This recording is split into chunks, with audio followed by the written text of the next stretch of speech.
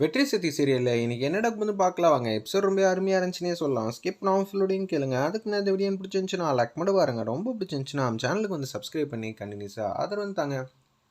நம்ம வெற்றி வந்து ரொம்ப சோகமா வந்து உட்காந்துக்கிட்டு இருக்காங்க. ஒரு பக்கம் சக்தி இல்லாதனால ரொம்ப ஃபீல் பண்ணிட்டு இருக்காங்க. அந்த இடத்துல நம்ம வெற்றி வீட்டில் வேற பூஜா வந்துட்டா. இவளால் என்ன பிரச்சனை வரும்னே தெரியலையே. கத்தி மேலே நடக்கிற மாதிரி தான் இருக்குங்கிற மாதிரி யோசிச்சுட்டு இருக்கப்ப மீனாட்சி அம்மா வீட்டுக்கு போயிட்டு சக்தி வந்து சாப்பிட்லான்னு சொல்லிட்டு தட்டில் சாப்பாடு போடுறாங்க. அப்பன்னு பார்த்து தட்டை வந்து பிடிங்கிடுறாங்க. நம்ம மீனாட்சி அம்மா, அம்மா பசிச்ச வயிறுக்கு சாப்பாடு போடுவாங்கன்னு கேள்விப்பட்டிருக்கேன். நீ என்னம்மா பெத்த பொண்ணு சாப்பிட்டுக்கிட்டு இருக்கா, அதுவும் ஒரு நாளாக சாப்பிட்லான்னு சொல்லி சாப்பிடும்போது தட்டை வந்து பிடுங்குற, நீ செய்கிறது கொஞ்சமாவது நியாயமாக இருக்கா அப்படின்னு சொல்கிறாங்க. அந்த இடத்துல நியாயம் இருக்குது இல்லைங்கிறது முக்கியம் இல்லை. அங்கே ரங்கநாயம்மா வந்து பட்னியோட கிடக்கிறப்ப உன்னால் மட்டும் எப்படி சாப்பிட முடியும்? அப்போனா ரங்கநாயம்மா சாப்பிட்ணும் தான் அந்த வீட்டில் நான் இருந்தால் சாப்பிட மாட்டேன்னு சொன்னாங்க. அதனால தான் நான் இங்கே வந்தேன். தட்டை குடுமா அப்படின்னு சொல்லி சக்தி வந்து மீனாட்சி அம்மா கையில் இருக்க தட்டை வந்து பிடிக்கிட்டு அப்படியே சாப்பிட்டுட்டு இருக்காங்க. பாத்தியாடி நீ பண்ணி வச்ச காரியம் எங்கே வந்து நிற்கிதுன்னு சொல்லி யமுனா வந்து பிடிச்சி அடிச்சுக்கிட்டே இருக்காங்க. துர்கா வந்துடுறாங்க. சும்மா அக்காவை திட்டிக்கிட்டே இருக்காத. அக்கா வந்து பாதிக்கப்பட்டவ. யார் மூலியமாக பாதிக்கப்பட்டாலோ அவங்களுக்கு வந்து தண்டனை வாங்கி கொடுக்குன்னு நினச்சாங்க. அவங்களும் வெளில வந்துட்டாங்க. இப்போ சக்தியோட வாழ்க்கையும் வந்து நட்டத்தில் இருந்து நிற்குது. அப்பா இல்லாமல் வளர்ந்த பசங்க இப்படி தான் இருப்பாங்கங்கிற மாதிரி எல்லாரும் சொல்கிற மாதிரி ஆயிடுச்சு. யமுனா கல்யாணம் பண்ணி கொடுத்தோம், பாதியிலே வந்து நின்ட்டா. இப்போ சக்தியோட வாழ்க்கையும் வந்து இது மாதிரி பிரச்சனையாக ஆயிடுச்சு. இவளாவது நிம்மதியாக சந்தோஷமாக வாழ்வான்னு பார்த்தா துர்காவுக்கு எப்படி கல்யாணம் பண்ண முடியும்? பார்க்குறவங்க என்ன சொல்லுவாங்க, எப்படி இருந்தாலும் கொஞ்ச நாளில் வந்து உங்கள் பொண்ணும் சரியில்லாதவங்க தானே, இங்கே தானே இருப்பாங்க, அதுக்கு எது கல்யாணம் பண்ணி கொடுக்குறீங்கன்னு தானே கேட்பாங்க. உங்களோட வாழ்க்கையெல்லாம் இப்படி நிற்கிறப்ப என்னால் எப்படி நிம்மதியாக சந்தோஷமாக இருக்க முடியும்? அதெல்லாம் இல்லைம்மா, எதுவாக இருந்தாலும் பார்த்துக்கலாம். என்ன ஆம்பளை துணை இல்லைன்னா இருக்க முடியாதா? நீ எங்களை வந்து வளர்க்கலையா என்ன? அப்படின்னு சொல்லி சக்தி வந்து நியாயமாக வந்து கேட்குறாங்க அந்த இடத்துல. இதை கேட்டோன்னே, ஏன்டி நீ பேச மாட்டேன்? உன் இஷ்டத்துக்கு நீ இது மாதிரி பேசுவியா? ஊர் உலகம்லாம் எப்படியெல்லாம் பேசிச்சு, எப்படியெல்லாம் பார்த்துச்சு எனக்கு தான் தெரியும். இப்போ அந்த பிரச்சனையெல்லாம் உங்களுக்கு வரக்கூடாதுன்னு தான் நீங்கள் நல்லபடியாக இருக்கணும்னு ஆசைப்பட்டேன். ஆனால் எதுவுமே இல்லாத அளவுக்கு பண்ணுறீங்களேடி அப்படின்னு சொல்லி உச்சக்கட்ட கோவத்தில் வந்து பேசுகிறாங்க அந்த இடத்துல. நம்ம மீனாட்சி அம்மா, நீ பேசுகிறதெல்லாம் புரியாமலாம் இல்லைம்மா, நல்லாவே புரியுது. ஆனால் என்ன பண்ணுறது, அதுக்கேற்ற மாதிரி நம்மளால் வந்து இருக்க முடியலையேங்கிற மாதிரி தான் வேதனையோடு இருக்காங்க அந்த இடத்துல. நம்ம சக்தியிலேருந்து எல்லாரும் பருப்பு சாதத்தை வந்து பசைஞ்சு அப்படியே வந்து ஊட்டி விட்டுட்ருக்காங்க. பூஜா வந்து ரொம்ப நல்லவங்க மாதிரி. நம்ம ரங்கநாய அம்மாவுக்கு அவங்களும் வந்து சின்ன குழந்தை மாதிரி ஆன்னு திறந்துக்கிட்டு இருக்காங்க. சாப்பாடை வந்து அள்ளி அள்ளி வச்சுக்கிட்டு இருக்காங்க அந்த இடத்துல. பார்த்தீங்களா அண்ணி அப்படின்னு சரளா வந்து பேசுகிறாங்க. பருப்பை குழச்சி நெய்யை ஊற்றி உங்களுக்கு சாப்பாடு வந்து வெங்காய சாம்பாரோடு ஊட்டி விட்டா உங்களுக்கு ரொம்பவே பிடிக்கும் தான் அவங்களுக்கு நல்லாவே தெரிஞ்சிருக்கு.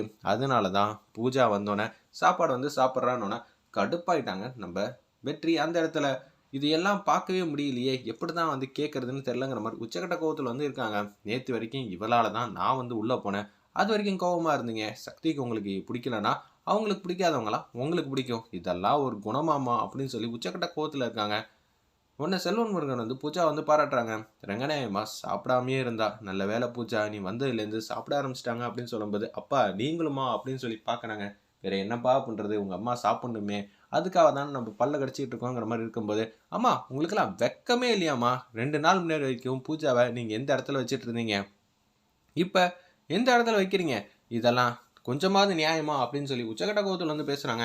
இதை கேட்டோன்னு வந்து பேரதிர்ச்சியாகி நிற்கிறாங்க அந்த இடத்துல நம்ம சரளாவும் பூஜாவும். அவங்களாலையும் வந்து யோசிக்க முடியல, என்னது ரங்கநாயம்மா வச்சு இந்த வீட்டில் வந்து டேரா போட்டுடலாம், இன்னொன்று பிரச்சனை மேலே பிரச்சனை கொண்டு வந்து எல்லாரையும் வந்து பத்திரமா அமுச்சு வச்சுட்டு ஒட்டுமொத்த சொத்தையும் வந்து திருடிடலாம் தான் நான் பார்த்தேன்.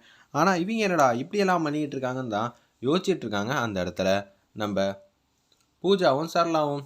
அத்தை பார்த்தீங்களா அத்தை, இதுக்கு தான் அத்தை நான் இங்கே வரக்கூடாதுன்னு.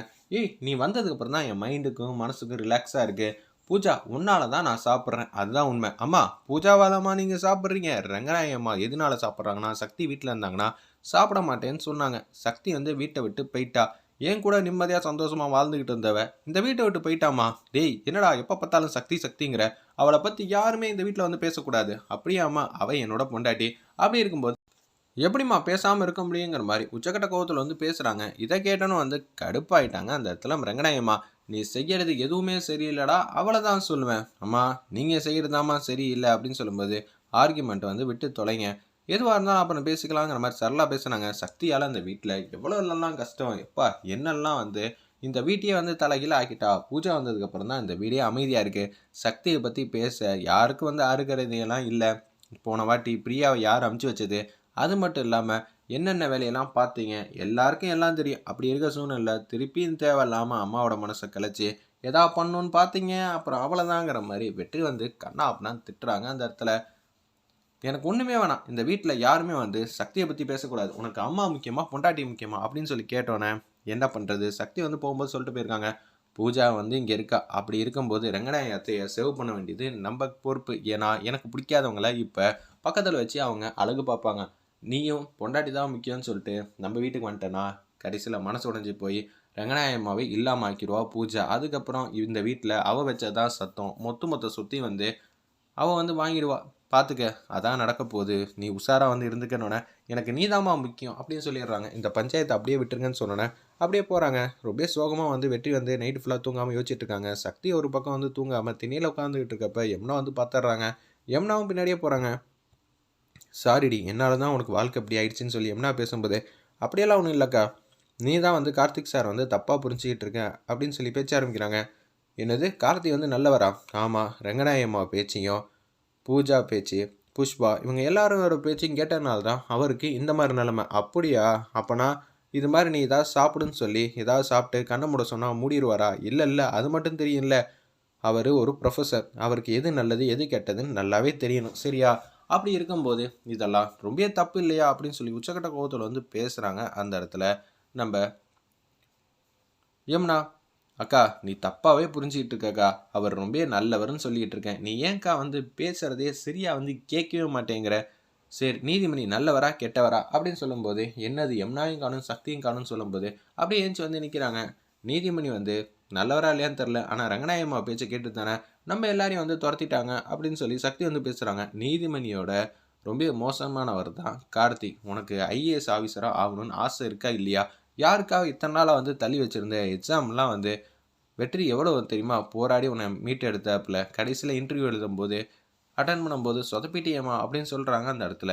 நம்ம யமுனா என்னோட ஆசை இல்லைக்கா இந்த வீட்டோட ஆசை.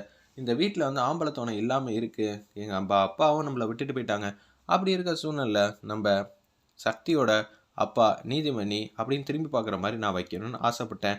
என் பொண்ணு தான் சக்தி என் பொண்ணு தான் சக்தின்னு சொல்லணும்னு நான் ஆசைப்பட்டேன். கடைசியில் வந்து அது எதுவுமே வந்து நடக்காமல் போன நினச்சா தான் வருத்தமாக இருக்குது. ஆனால் கூடிய சீக்கிரம் வந்து கலெக்டர் ஆகி தான் காட்டுவேன்.